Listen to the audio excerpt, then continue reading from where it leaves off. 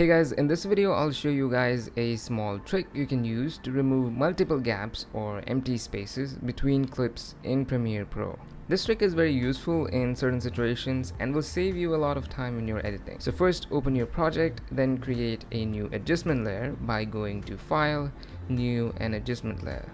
Drag this adjustment layer to your timeline and place it on top of the clips you want to stick together. Make sure it's as long as your scattered clips. Also make sure the layer on which the clips you want to merge are is not locked. Then select all the scattered clips below the adjustment layer and then drag it on the adjustment layer and release your click. Then drag those clips back down to their original place below.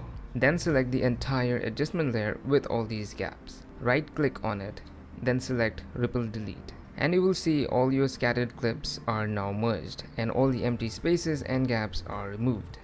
This was just a small trick which is useful in the situations where you have made a lot of cuts, and it's also very time saving when editing audio when you're removing the silences and noise. If you found this video helpful, give this video a thumbs up.